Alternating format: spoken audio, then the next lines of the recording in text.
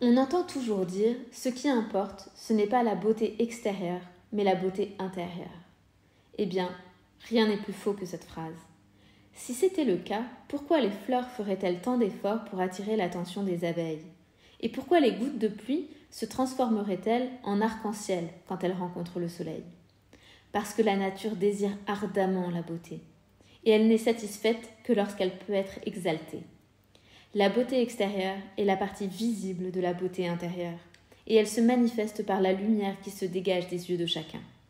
Peu importe que la personne soit mal habillée, qu'elle n'obéisse pas aux critères de ce que nous considérons comme élégant, ou qu'elle ne se soucie même pas d'impressionner son entourage.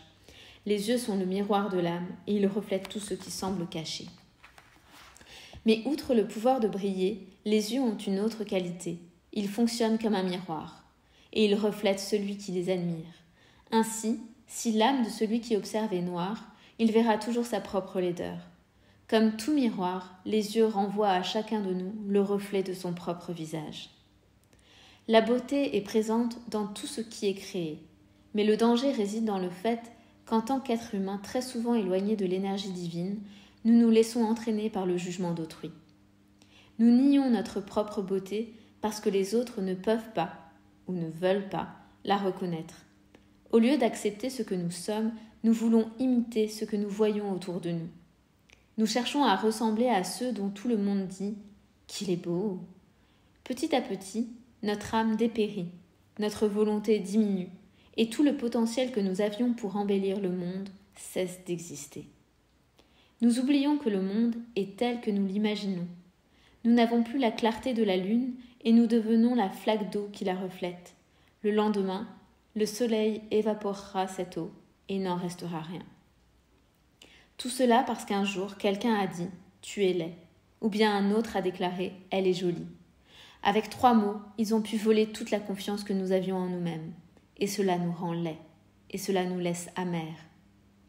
À ce moment-là, nous trouvons du réconfort dans ce que l'on appelle sagesse, une masse d'idées empaquetées par des gens qui veulent définir le monde au lieu de respecter le mystère de la vie. Il y a là les règles, les règlements, les mesures et tout un bagage absolument inutile qui cherche à établir un modèle de comportement.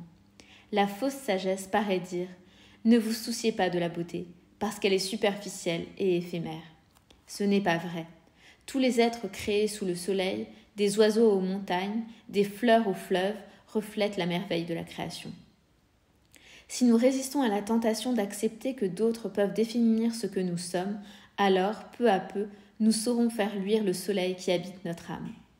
L'amour passe près de nous et dit « Je n'avais jamais remarqué ta présence ». Et notre âme répond « Sois plus attentif, parce que je suis là. Il a fallu qu'un coup de vent retire la poussière de tes yeux, mais maintenant que tu m'as reconnu, ne m'abandonne pas de nouveau, car tout le monde convoite la beauté. » Le beau ne réside pas dans l'égalité, mais dans la différence. On ne peut pas imaginer une girafe sans long cou ou un cactus sans épines. C'est l'irrégularité des pics des montagnes qui nous entourent qui les rend imposantes. Si la main de l'homme tentait de leur donner la même forme à toutes, elle n'inspirerait plus le respect.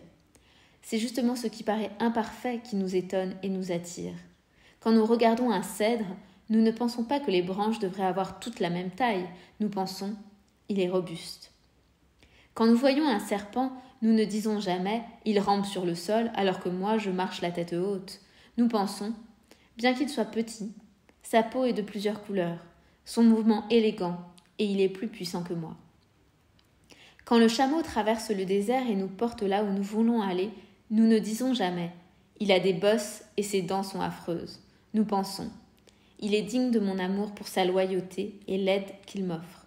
Sans lui, je ne pourrais jamais connaître le monde. » Un coucher de soleil est toujours plus beau quand le ciel est couvert de nuages irréguliers, parce qu'ainsi seulement il peut refléter les nombreuses couleurs dont sont faits les rêves et les vers du poète. Plaignons ceux qui pensent « je ne suis pas beau parce que l'amour n'a pas frappé à ma porte ». En réalité, l'amour a frappé, mais ils n'ont pas ouvert parce qu'ils n'étaient pas préparés à le recevoir. Ils tentaient de se faire une beauté alors qu'en réalité ils étaient déjà prêts. Ils tentaient d'imiter les autres alors que l'amour cherchait un objet original. Ils voulaient refléter ce qui venait du dehors et avaient oublié la lumière plus vive qui venait de l'intérieur.